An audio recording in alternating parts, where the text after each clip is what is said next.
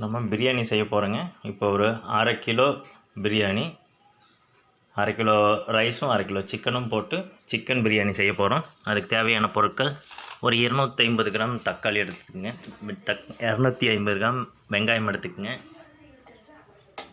பட்டை, கிராம்பு, ஏலக்காய் எல்லாத்துலேயும் ஒவ்வொரு கிராம் எடுத்துக்கோங்க. இப்போ அடுப்பு பற்ற வச்சுட்டு அடி கனமான பாத்திரம் எடுத்துக்கோங்க. அப்படி இல்லைன்னா நான் குக்கர் வச்சு செய்கிறேன், உங்கள் வீட்லேயும் குக்கர் இருந்ததுன்னா குக்கரில் பண்ணிக்கோங்க. சூடானதுக்கப்புறம் ஒரு 250 ml ஆயில் போடுறோம். கடலெண்ணெய், வீட்டில் எதை ரெகுலராக யூஸ் பண்ணுற ஆயிலில் யூஸ் பண்ணிக்கோங்க. எண்ணெய் சூடானதுக்கப்புறம் நம்ம எடுத்து வச்சுருக்கிற பட்டை, கிராம்பு, ஏலக்காய் இது 3 மட்டும் போதுங்க. ரொம்ப மசாலா போட்டிங்கனாலும் ஒரு மாதிரி வாசம் அதிகமாக சாப்பிட முடியாது. அப்புறம் இப்போ வெட்டி வச்சுருக்கிற வெங்காயம் 250 கிராம் வெங்காயத்தை ஆட் பண்ணிக்கலாம். இந்த வெங்காயம் வணக்கறதுல தான் பிரியாணியோட டேஸ்ட்டே இருக்குதுங்க. நல்லா பொன்னிறமாக கோல்டன் ப்ரௌன் சொல்லுவாங்க இல்லையா, ஒரு 90% வெங்காயம் நல்ல ப்ரௌன் ஆயிடணும், கரியாமல் ப்ரௌன் ஆகணும். 90% ஆனதுக்கப்புறம் இதில் நம்ம மிளகாப்பொடி ஆட் பண்ணிக்கலாம். மிளகாப்பொடி எதுக்காக ஆட் பண்ணுறோன்னு கேட்டிங்கன்னா, உங்களுக்கு பிரியாணியில் கலர் சேர்த்த வேண்டியதில்லை. ஒரு சிகப்பு கலரில் நல்லா பார்க்குறதுக்கு நல்லாயிருக்கும். கடையிலலாம் செய்வாங்க இல்லைங்க, ஹோட்டலில் அது மாதிரி இருக்கும்.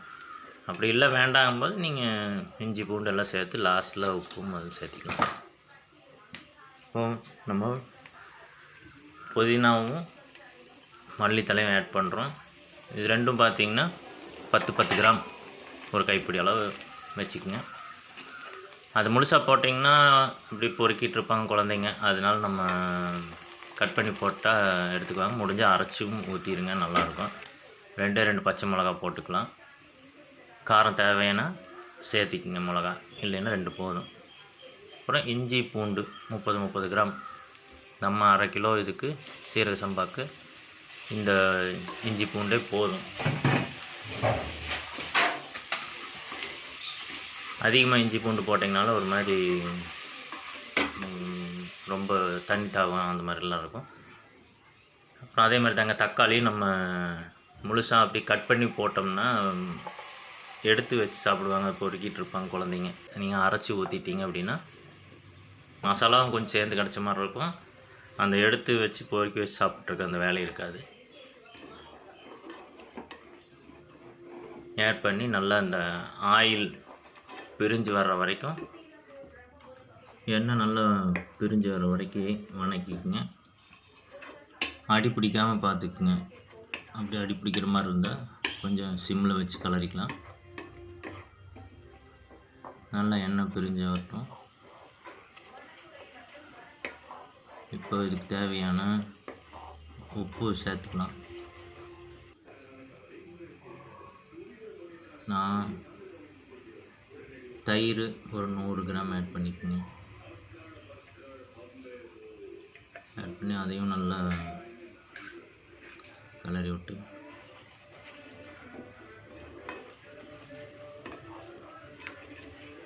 நல்லா வணக்கி விடுங்க.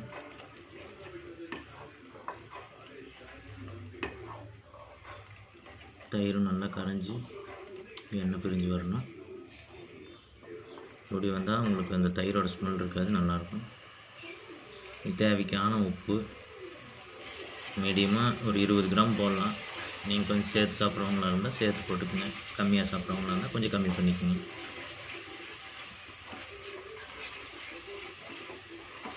இதுவும் நல்லா அடி பிடிக்காமல் கலரிக்குங்க. எண்ணெய் பிரிஞ்சு வர மாதிரி, அடி பிடிக்கிற மாதிரி இருந்தால் கொஞ்சம் சிம் பண்ணிக்கோங்க.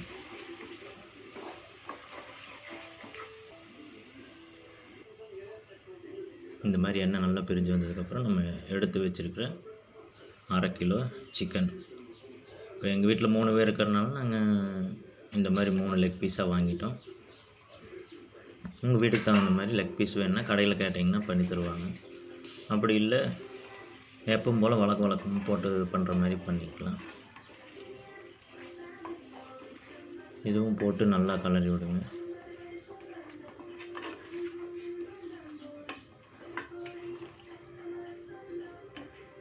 ஒரு 5 நிமிஷம் மூடி போட்டு அடுப்பு அடி பிடிக்காமல் பார்த்துக்குங்க. அப்போ அந்த சிக்கனில் இருக்கிற தண்ணியெல்லாம் மேலே வந்து உள்ளே கரெக்டாக இருக்கும். ஒரு 5 நிமிஷம் மூடி வச்சுட்டு மறுபடியும் அதை ஓப்பன் பண்ணி பாருங்கள். அடி பிடிக்காமல் இருந்தால், கறியாமல் இருந்ததுன்னா டேஸ்ட் நல்லாயிருக்கும். எண்ணெய் நல்லா பிரிஞ்சு வரட்டும். பிரியாணி பொறுத்த வரைக்கும் எவ்வளோக்கு எவ்வளோ நம்ம பச்சை இல்லாமல் அந்த வாசம் போக போக வணக்கிறோமோ அவ்வளோக்கு டேஸ்ட்டாகவும் இருக்கும். நீங்கள் ஒரு நாள் எக்ஸ்ட்ரா கூட வச்சுக்கலாம். ஃப்ரிட்ஜில் எடுத்து வச்சு அடுத்த நாள் சூடு பண்ணி சாப்பிட்டிங்கன்னா நல்லாயிருக்கும்.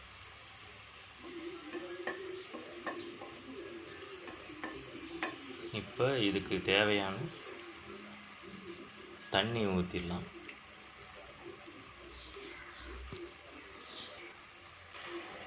தண்ணி பார்த்திங்கன்னா, நான் எங்கள் வீட்டில் 1/2 கிலோ பிடிக்கிற மாதிரி ஒரு சின்ன கப்பு இருக்குது. அதில் ஒரு கப்பு ரைஸ் எடுத்திங்கன்னா 1.5 கப்பு தண்ணி ஊற்றுனீங்கன்னா பொலன்னு கிடைக்கும். இல்லை உங்களுக்கு ஒரு நல்லா வெந்த மாதிரி வேணும் அப்படிங்கும்போது 1.25 2 கூட ஊற்றிக்கலாம். ரொம்ப குழையாமல் பார்த்து எடுத்துக்கோங்க. 1.5 ஊற்றுனீங்கன்னா நல்லாயிருக்கும், குழந்தைங்க விரும்பி சாப்பிடுவாங்க. ஏன்னா நம்ம அந்த எண்ணெயெல்லாம் ஊற்றிருக்கும்போது அது கரெக்டாக இருக்கும். தண்ணி அதிகமாக சேர்த்தா தான். இப்போ நீங்கள் அதில் உப்பு, அந்த இதோட தயிர் போட்டிருக்கோம், தக்காளி போட்டிருக்கோம், அந்த புளிப்பே போதும். பாருங்கள், புளிப்பு பத்தலைங்கும் போது கொஞ்சம் எலுமிச்சம்பழம் புழிஞ்சிக்கலாம். இதையும் மூடி போட்டு அது பாயில் ஆகிற வரைக்கும் பாருங்கள். சைடில் புகை வரும். ஓப்பன் பண்ணி பார்த்திங்கன்னா இந்தமாரி கொதிக்கும். இப்போ நம்ம கழுவி ஊற வச்சுருக்கிற அரிசி ஒரு 15லேருந்து 20 நிமிஷம் ஊறினா போதும். 1/2 கிலோ அரிசி நல்லா கழுவிட்டு நல்ல தண்ணியில் ஊற வச்சுருக்குறோம். இது 15லேருந்து 20 நிமிஷம் ஊறின அரிசி உள்ளே போட்டுட்டு நீங்கள் ஒரு கலரி விடுங்க.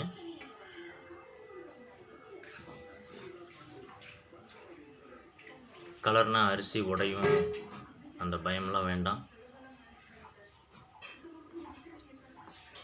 நல்லா கலரி விடுங்க.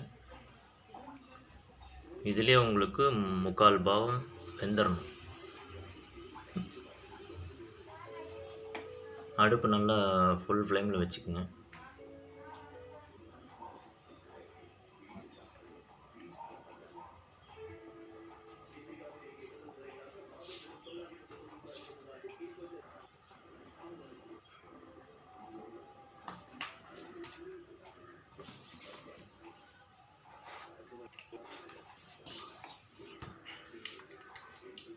இன்னொரு முறை இந்த டைமில் நீங்கள் உப்பு புளிப்பெல்லாம் கரெக்டாக இருக்கான்னு செக் பண்ணிக்கோங்க.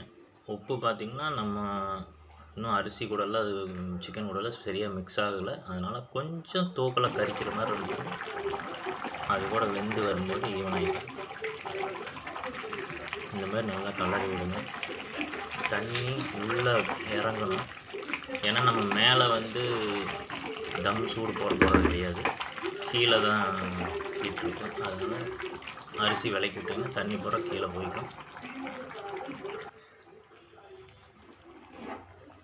உங்கள் வீட்டில் இந்த மாதிரி ஒரு சின்ன தகடு இருந்ததுன்னா, தகரம் இருந்தால் வச்சுக்கோங்க. எதுக்காகனா கொஞ்சம் நம்ம அடி பிடிக்காமல் வரும், அதுக்காக தான். அப்படி இல்லைன்னா தோசைக்கல் இருக்குது பார்த்திங்களா, அதை வச்சுக்கலாம்.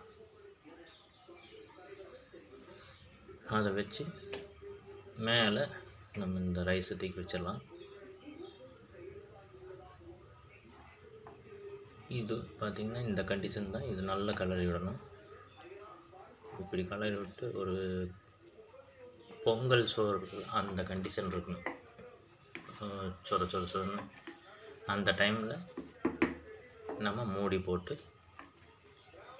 மேலே வெயிட் வச்சிடணும்.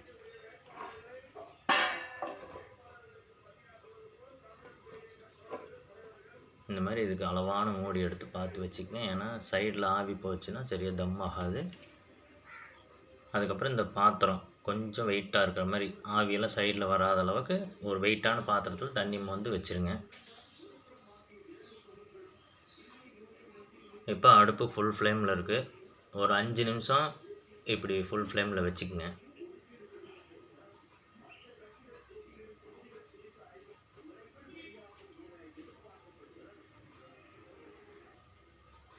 இப்போ அரிசி பார்த்திங்கன்னா நம்ம அந்த கப்பு, எங்கள் வீட்டில் இருக்கிற கப்பில் இது வந்து கரெக்டாக 1/2 கிலோ பிடிக்கும் இந்தளவுக்கு. அதனால் நான் இதில் எடுத்து வச்சுருக்கிறேன். அதேமாதிரி நீங்கள் எடுத்து வச்சுட்டு அதே பாத்திரத்தில் தண்ணி பாருங்கள், இது 1, அதுக்கப்புறம் மறுபடியும் அதில் பாதி 1.5 கப்பு தண்ணி மெஷர்மெண்ட்டுக்காக.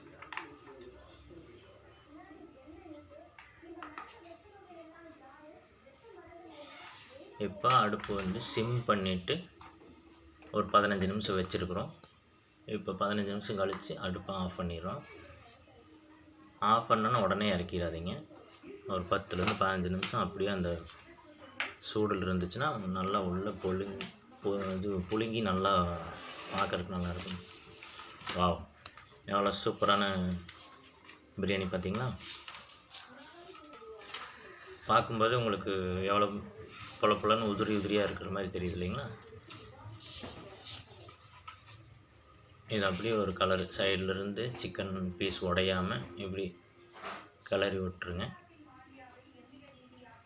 இல்லைன்னா அது ஒரு மாதிரி அப்படியே கெட்டியாக பிடிச்ச மாதிரி ஆகிக்கும். அதனால இப்படி ஒரு கலரி ஒன்று இது பண்ணாமல் வச்சுக்கிறோம். பாருங்கள் எவ்வளோ சூப்பராக லெக் பீஸ் இந்த மாதிரி உடச்சி விட்டு அதை அப்படியே நீங்கள் சர்வ் பண்ணுறதுக்கு தயார். இது கூட வெங்காய பச்சடி வச்சுக்கலாம். இது சிக்கன் குழம்பு தான் ஊற்றி சாப்பிட்டாலும் நல்லாயிருக்கும். ஒவ்வொருத்தரும் வெறும் பிரியாணி சாப்பிட்றதுக்கு தான் பிடிக்கும். பண்ணுங்கள், இது ரொம்ப சிம்பிளான மெத்தடு, ஈஸியாக இருக்கும், குழந்தைங்களுக்கு ரொம்ப பிடிக்கும். ப்ளீஸ் சப்ஸ்கிரைப் பண்ணுங்கள், லைக் பண்ணுங்கள், ஷேர் பண்ணுங்கள். நம்ம இன்னொரு அடுத்த நல்ல வீடியோவில் மீண்டும் சந்திக்கலாம். பாய்.